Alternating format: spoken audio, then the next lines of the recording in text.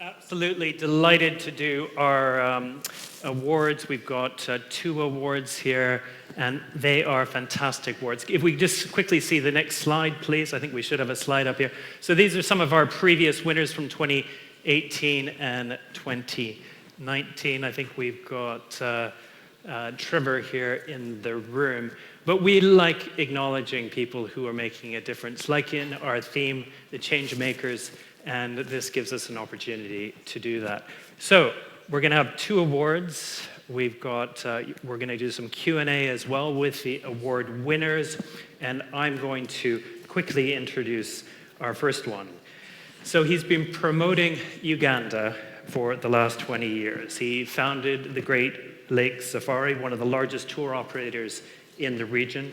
He built 4 Ugandan lodges. He's an advocate for social and economic development through tourism initiatives, and our AHIF award winner, outstanding contribution to Africa, is the founder and CEO of the Great Lakes Safari, Amos Wekesa. Amos. Amos. Thank you.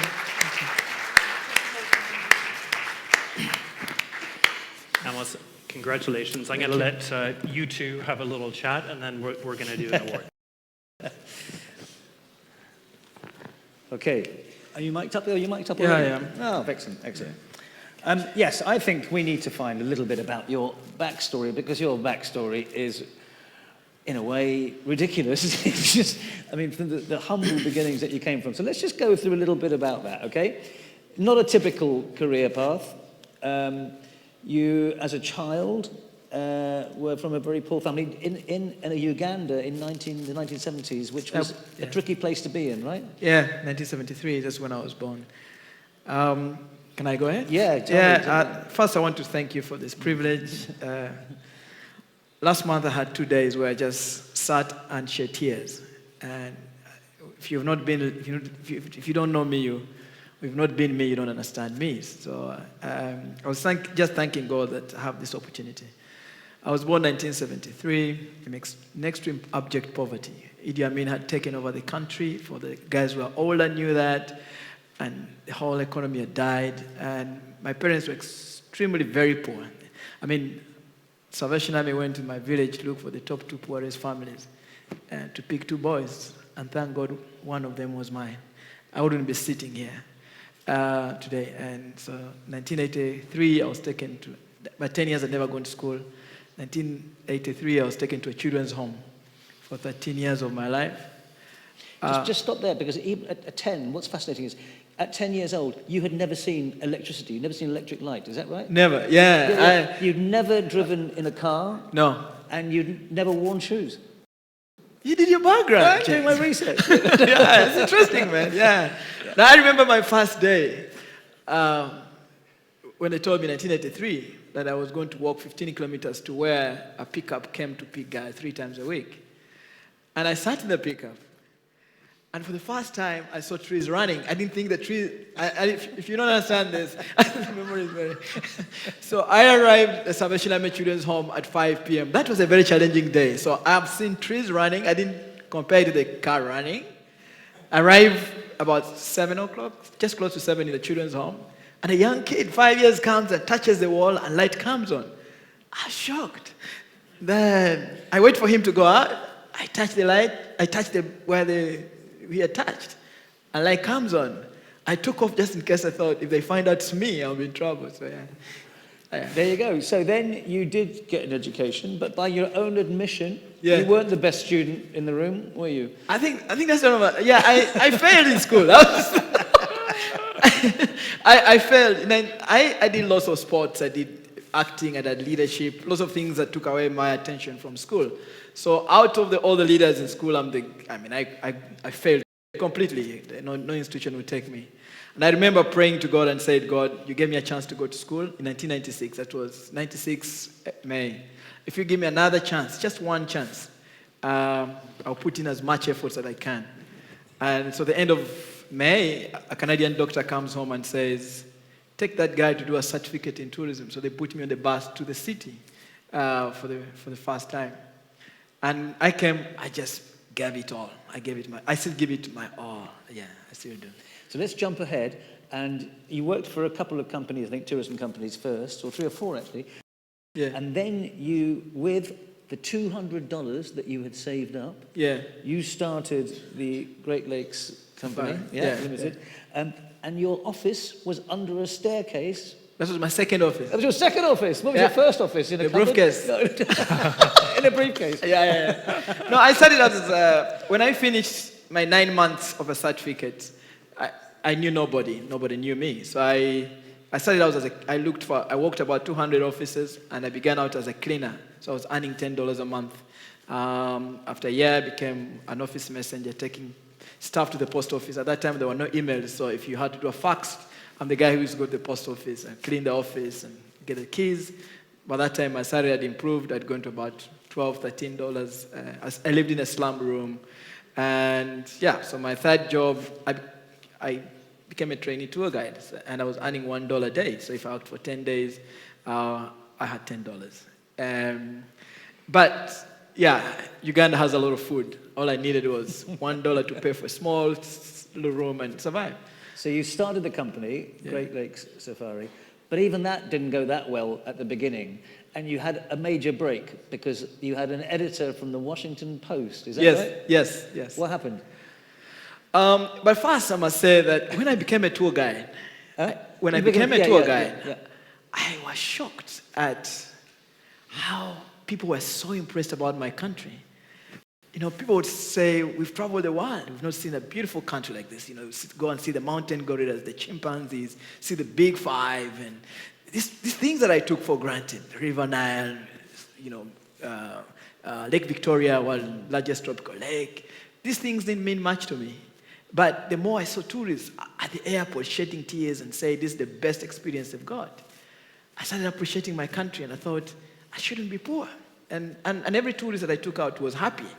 And I remember one tourist telling me that time, I was earning $1, that life was extremely hard. I would work with the tourists until the last guy stopped smoking I stopped smoking at 3 a.m. And at 5 a.m. I'd wake up to make breakfast. And one time I was so tired, I fell in the fire. And this guy wakes up and tells me, one day I'll come to your country and people will know you. And I thought, does this guy understand my problem? I thought, no, man, this guy doesn't understand. So I asked him recently, and he said, I'm a teacher. I could see the potential in you at that time. And to be honest, my country knows me now. So you learned an awful lot just from doing the hard work. I think you're still a tour operator now. You still do it, don't you? Tours. You do a bit of touring. You show people around. I'm hoping actually to guide you in Uganda. I'm going to cheap subscription experience with you. I was looking forward to this, meeting everybody, but also you, of course. As I'm looking forward to guiding you myself. I'm not as good as I used to be. I do now more advocacy work. I do teach young people. When I was poor, I thought, if I work hard and I get a lot of money, I'm going to eat a lot of meat. I'm going to put on nice shoes. I hate these things now. At one point I had to struggle, and I thought, God, I've made a bit of money. I don't like meat anymore. I can only put on one shirt at a time. Then it came to me that there's a bigger purpose to life, to a human being, than just simply focusing on food, how much money you have. And so I started to give young people hope, because the majority, probably 90% of the people of my generation had the same backgrounds of poverty. So I thought, okay, guys, I'm going to encourage my fellow guys to work hard, because I tell people, hard work beats talent when talent doesn't work hard. That's for sure. I worked 18 hours every day, because I promised myself that I had to work hard. And I think you were the first Ugandan to be given a license to run a lodge in the Great Lakes. Is that right? Yeah, that's true. Ugandans couldn't believe. They thought everything that has to be developed, you had to be Asian or you had to be Caucasian. That was the whole thinking. Even when I won, everybody thought I was going to fail. But I must also admit that what I put up, I remember I put a picture on my social media and I said, this was my first lodge, and the guy says, looks like a very terrible pork joint in some village. That's how bad it was. But I must admit that it took me so many years. I think it's only the last 4 years that I know for sure I know how to run accommodations, especially safari accommodations. And just remind us, what is the state of your company now, your business now? What have you got exactly today? I have 4 safari lodges. I just bought another one in Tanzania. I also have an office in Rwanda for Great Lakes. So I have Great Lake safaris, Uganda and Rwanda. So I bring lots of tourists to those 2 countries. But I also have safari lodges. So I have 4 in Uganda. I have a 5th I just bought in Tanzania. And I'm starting to build a 6th in Uganda next month. But I also run a whole forest, which is about 800 square kilometers, about over 1,000 individual chimpanzees in there. Yeah, chimpanzees is your favorite animal. Yeah, man, I love them. I love them. Yeah. I mean, who would have thought the 10-year-old boy, 10-year-old version of you, Amos, would have never have thought this would happen, would it? But it's not even that. I think it's even deeper. I think one time we're celebrating 10 years, and I must say, Lillian is here. I think I don't know whether you were there on our party. My mom told me she used to cry every time I used to go home, and so she couldn't tell me why. When we celebrated 10 years of Great Lake Safaris, she said, I had contemplated killing you because the time you were born, there was no. She had no clothes, nothing. Had nothing. She had nothing to feed me. And she said she was going to kill me on a Friday. And on a Thursday, 6 people came in a dream and said, don't touch that guy. You don't know him. And that's how she left me. Wow. So I think, I believe in divine power. Yeah. And you now run a foundation. Yes, Great Lake Safaris. What's the purpose of the foundation? I've been helping paying school fees for young guys, but I thought now I need to do it in a more organized environment, be able to engage more young people, be able to pay school fees. I now have taken on a group of young kids. I've built a small practical training school for hospitality. The first group, I took on the first group after 3 months. They were so good, they were stolen we don't have any good top-end training school in Uganda. So I want to train more people in hospitality for free. We will be able to give those who are disadvantaged as well a chance to do that. And truly, truly inspirational. Just one last question. What would your advice be to any future wannabe entrepreneurs who want to work in the same world as you? Well, I think the potential is in everybody. Because I look at my own country people and I tell them, the guys were so educated, so exposed, but they just fear to go out and try out entrepreneurship. And I think that you're born, an entrepreneur is born. I think you have to allow to try out things. I made so many mistakes. I still do make mistakes as an entrepreneur. But I also believe that there is divine power. All I go is take a risk and there will be support that is out of the universe that will be able to make you go through things. Take a risk and learn to fail. Absolutely. Sounds great to me. Truly inspirational. Thank you. Jonathan, I think it's time that we give Amos his award. It's time. It's absolutely time. That was inspirational, Amos. Thank you. And Thank you. I think we can all just show our appreciation for everything that you're doing. Thank you. And also for the youth as well. Thank you. So many congratulations. Thank you. And here is the award. Rajan, come around as well. Great, congratulations. Absolutely. Thank you. I appreciate this. Thank you.